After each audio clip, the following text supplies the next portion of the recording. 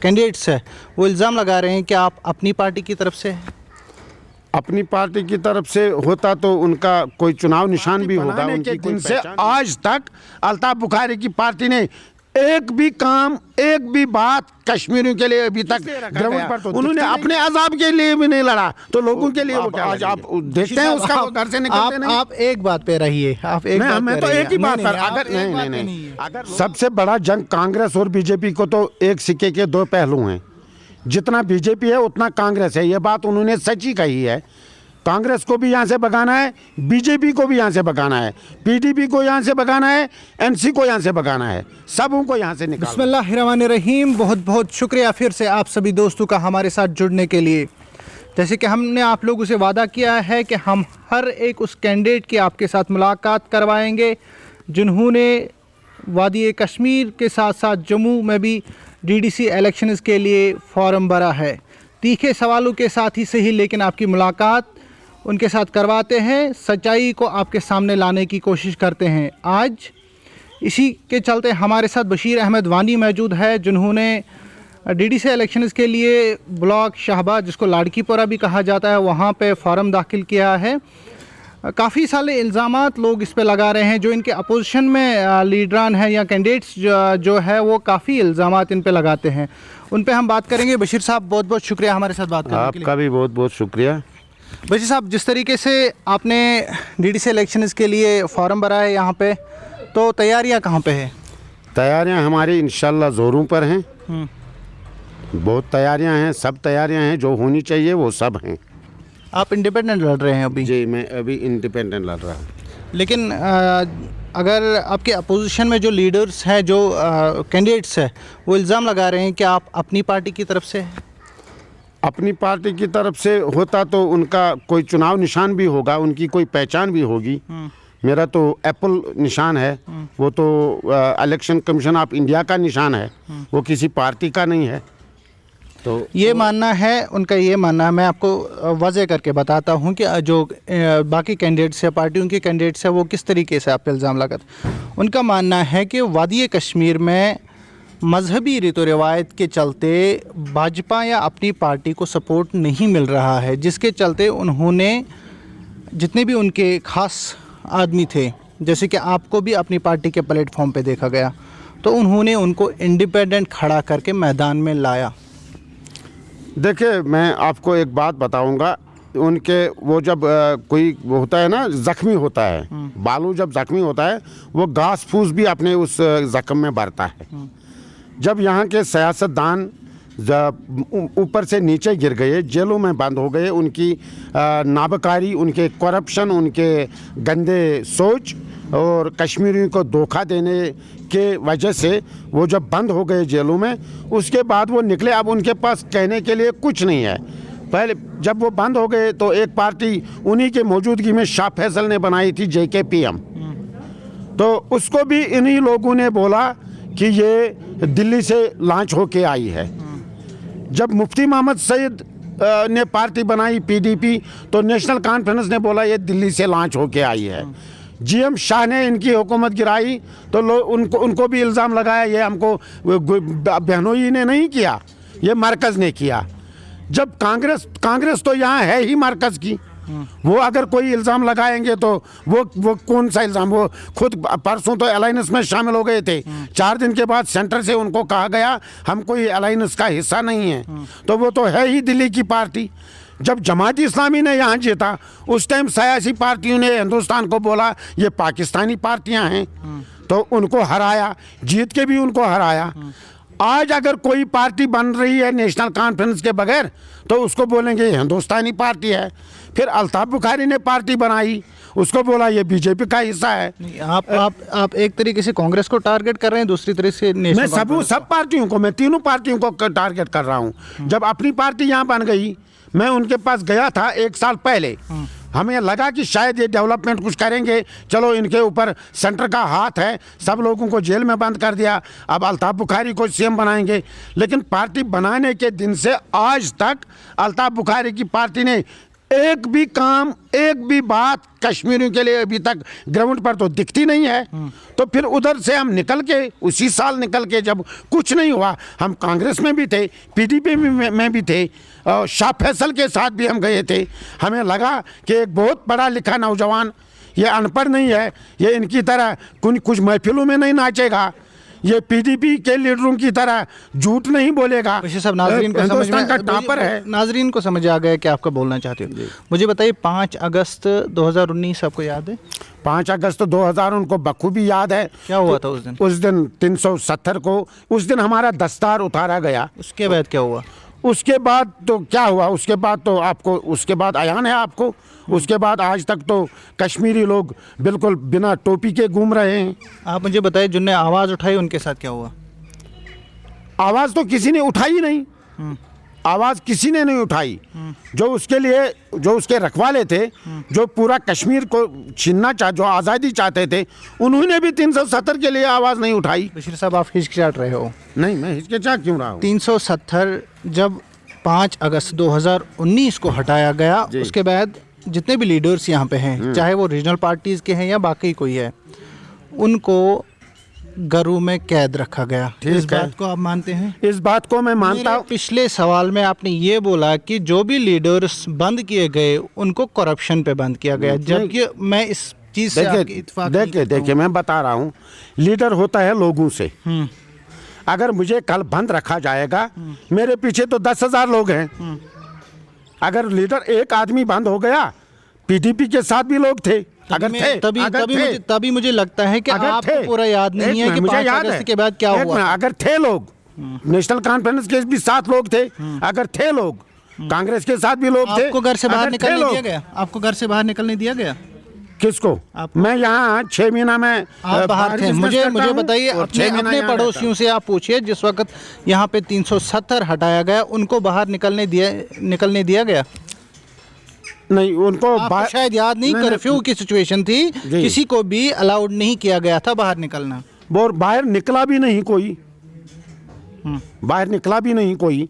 इतना डर हम लोग को लगाया गया, अगर कोई भी आदमी घर से बाहर निकलता, पत्थर मारता, नारा देता, कुछ करता, उसको कश्मीर के जेल में नहीं, आगरा, लखनऊ, गोरखपुर, बेंगलोर, राजस्थान के जेलों में बंद किया जाता था। जबकि कश्मीर का मौसम भी आजकल बर्दाश्त नहीं करता है, तो वो उस मौसम में जेल कहाँ रहता है? इतना डराया गया। हम बता रहे हैं आपको, जब दस्तार छीना गया तो फिर रहा क्या आदमी के पास?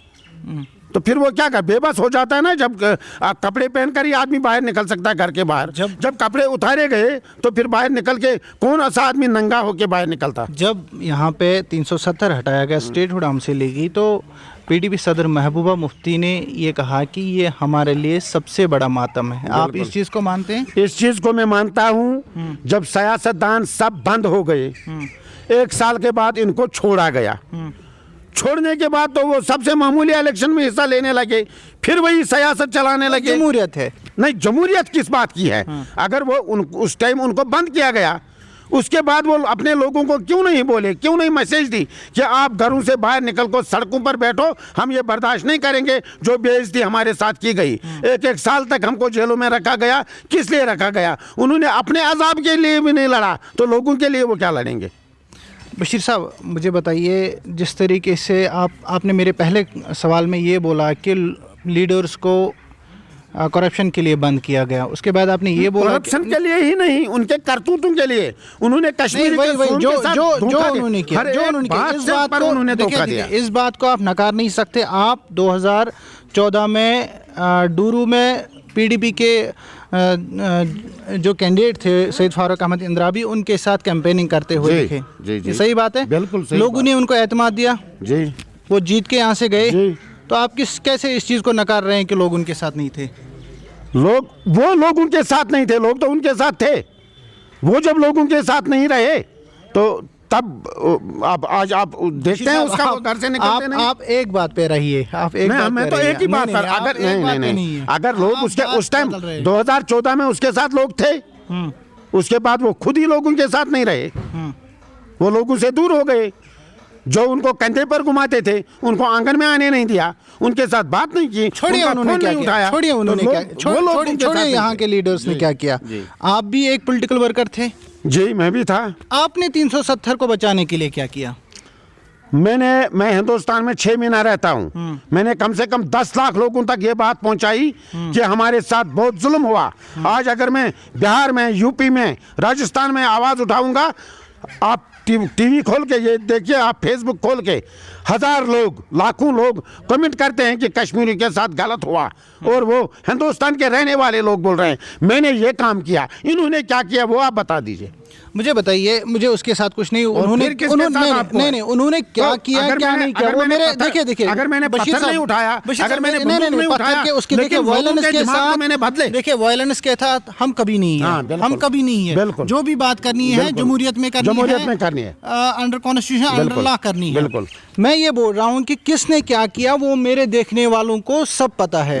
जो हमें देख रहे हैं, जो आपको इस वक्त मेरी नाजरीन देख रही है, वो सबको पता है किसने क्या किया। मैं आपसे इसलिए पूछ रहा हूँ क्योंकि आप भी उस सिस्टम का हिस्सा रह चुके हैं। देखिए मैं इस सिस्टम का हिस्सा रह चुका हूँ, लेकिन मुझे जो दिल में बात आती है वो मैं कह देता हूँ।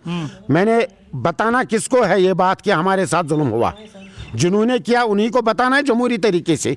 मुझे बताइए, आप डीडीसी इलेक्शंस में आप हिस्सा ले रहे हैं, तो क्या आपको लगता है कि इसके बाद आप 370 स्पेशल स्टेटस जितने भी है या लोगों के जितने भी मसाइल यहाँ पे उनको हल करवा सकने में कामयाब हो सकते? देखिए लोग तो लाखों हैं, बोलता तो कोई है।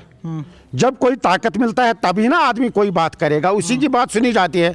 इधर गाँव में 500 ये 3000 लोग हम रह रहे हैं, 3000 में एक के पास आप गए अपनी बात, उनकी बात सुने। ये 3000 लोगों की 10,000 लोगों की आवाज़ में हूँ, तो ये आवाज़ हम उठाते रहेंगे, कोई ताकत मिले तब ना। आप लोगों का ये मानना है कि आप आए रोज़ पार्टियां बदलते हो, जैसे कि पहले आपने ही बोला कि मैं कांग्रेस में भी था, मैं पीडीपी में भी था, मैं शाह फैसल साहब के साथ भी गया, मैं जम्मू कश्मीर अपनी पार्टी के साथ भी गया। तो आपके अपोजिशन में कैंडिडेट्स इल्ज़ाम लगा रहे हैं कि क्या पता कल अगर बशीर साहब यहाँ से जीत के गए तो शायद ये बीजेपी के साथ भी गठजोड़ कर सकते हैं। देखिए लोग तो मुझ पर भरोसा करते हैं, जितने भी लोग मेरे फॉलोवर हैं वो मुझ पर भरोसा करते हैं। मैं उनको मालूम है ये हमारी खिदमत कर सकता है, हमारी डेवलपमेंट के लड़ सकता है, आवाज़ उठा सकता है। उन्हीं के लिए मैं तलाश रहा था ये सियासी पार्टियां कौन पार्टी अच्छा करेगी, लेकिन किसी ने किया नहीं। तो तब उसका मतलब ये नहीं कि मैं जीना छोड़ दूं, उसका मतलब ये नहीं कि मैं अब चुप बैठूं जब कहीं हुआ नहीं। अब मैं खुद स्ट्रगल में उतरा हूं, खुद मैं करना चाहता हूं। आपको देख के ना मुझे एक पॉलिटिशियन याद आता है, इंजीनियर रशीद साहब, जो कि इस वक्त भी बंद है, तो उस पर क्या राय है आपकी? इंजीनियर रशीद साहब तो सच बोलते हैं, सच बोलने वालों को बहुत सी दुनिया में तकलीफें उठानी पड़ती हैं। ये तो पुराने ज़माने से देखिए, हर एक इंसान के पास 2 चीज़ होते हैं, एक साइड ईमान होता है, एक साइड शैतान होता है। किसी पर शैतान हावी हो जाता है, वो शैतानियत की तरफ जाता है। किसी का ईमान हावी होता है, मरना तो एक दिन होता ही है। ईमान वाला कुछ अच्छा करके ही मर जाता है। आपने कांग्रेस क्यों छोड़ा? कांग्रेस का तो आपको हाल मालूम नहीं है, कांग्रेस ने क्या किया था 2006 में आपने? हाँ 2006 में, तब यूपीए सरकार थी। 2006 में जब मैं घर से बाहर निकला, मुझे अपने ही जो हमारे विधायक जी थे, तो कोई दोस्त मुझे सामने मिला रोड पर, वो बोला अरे हमको भी उसमें से हिस्सा दे देते जो कुछ किया हुआ था उस टाइम। वो तो आपको मालूम क्या हुआ था, हमें नहीं मालूम। मैं ईमानन कह रहा हूँ कि मुझे नहीं मालूम, लोगों को बताइए। मैंने भी नहीं देखा जो इस शाहबाद कॉन्स्टिट्यूएंसी में हुआ था, जो उजागर हुआ था कोई बुरी बात, तो लोगों ने जब मुझे ताने देने शुरू कर दिए तो मैं उसके बाद वहाँ खड़ा नहीं रह सकता था। फिर अगर मैं पीडीपी के साथ गया, मैंने फारूक इंद्राबी को एमएलए बनाया, पूरी अपनी जद्दोजहद करके उसको एमएलए बनाया, गरीब लोगों से वोट लेकर, मजलूम लोगों से वोट लेकर और अच्छे लोगों से वोट लेकर। कांग्रेस का वोट छीना नहीं हमने उस दिन। कांग्रेस ने 1 साल पहले 2012 में 2006 में 12,000 लिए थे, फिर 15,000 लिए, फिर जब जीत हारने वाला इलेक्शन था उसमें उन्होंने भी 18,000 लिए, हमने भी 18। हर इलेक्शन में उसके 3-3 हज़ार वोटर बढ़ गए थे। इसलिए कांग्रेस का वोट हमने नहीं दिया था इंदिरा आबी को। इंदिरा आबी को सबसे गरीब लोगों ने वोट दिया था। इंदिरा आबी को जो कभी वोट नहीं डालता था उन लोगों ने वोट दिया था। इंदिरा आबी को सबसे ज़हीन लोगों ने वोट किया था, मजलूम लोगों ने वोट किया। लेकिन उनके जज्बात को जब वो रोंदने लगा, उनको बेइज्जत करने लगा, तो एक कदम वो दूसरे सियासतदानों से भी आगे निकल गया। तो मैंने उसको खैरबाद कर दिया। मैं कभी बुराई के साथ और करप्शन के साथ और गंदे आदमियों के साथ कभी समझौता नहीं करता हूं, ना उनके साथ खड़ा रहूंगा ना हूं। आपने पीडीपी से किनारा कशी कब की? जिस टाइम उन्होंने बीजेपी का साथ अलायंस बनाया उसी टाइम मैंने किनारा कशी की। 2014 में इलेक्शन जीत लिया उन्होंने। उसके बाद मुझे साल बताइए, किस साल में? 2014 में 6 महीने के बाद, जब 3 महीने के बाद सरकार बनी, मैं बिहार में था, यहाँ हुकूमत बनी, जम्मू आ गए मिस्टर नरेंद्र मोदी पीएम जो यहाँ के हैं, उन्होंने हलफ उठाया। जब मैं पटना से लौटा अपने घर, उसके बाद मैं पीडीपी के पास कभी नहीं गया। मैंने recently PCC chief Ghulam Ahmad Mir साहब का इंटरव्यू किया था, तो उन्होंने इल्ज़ाम आयद किया कि जैसे ही यहाँ पे पीडीपी सरकार आई, मुफ्ती मोहम्मद सईद साहब थे स्टार्टिंग में, तो सबसे पहला कदम उनका था कि डोरू में कुछ उन्होंने कांग्रेस हुकूमत ने प्रोजेक्ट्स सैंक्शन करवाए थे, जिससे मैं कहूँगा कपरन देसा रोड, वेरीना केबल कार प्रोजेक्ट। और सबसे पहले मुफ्ती मोहम्मद सईद साहब का जो पहला स्टेप था, उन्होंने इसको डेफर किया या शिफ्ट किया। तो आपने उस टाइम आवाज़ क्यों नहीं उठाई? देखिए, ये सब एक दूसरे पर इल्ज़ाम लगाने की बातें हैं। जब गुलाम अहमद मीर साहब फुल R&B के मंत्री थे, वजीर थे, उस टाइम उन्होंने काम शुरू क्यों नहीं किया? दूसरी बात है, अब उन पर इल्ज़ाम लगाने का बात है। वो तो एक हिस्सा थे सरकार का एक उनके साथ, तो खुद तो कुछ नहीं किया, खुद तो कोई डेवलपमेंट नहीं की। मुफ्ती साहब वो बोलेंगे कि मुफ्ती साहब ने रिजेक्ट किया। ये लोगों की डिमांड थी, देसा रोड या कौन सा आप दूसरा बता रहे हैं, वो लोगों की डिमांड थी। डिमांड तो वो प्रोजेक्ट अप्रूव नहीं था। अगर अप्रूव होता, मुझे नहीं लगता है कि वो उतने होते कि उस प्रोजेक्ट जो अप्रूव प्रोजेक्ट हुआ था कांग्रेस के दौर में हुआ नहीं था। अगर हुआ होता तो वो हो जाता, लेकिन जब अप्रूव हुआ ही नहीं तो डिमांड लोगों की थी, तो वो डिमांड आज भी है।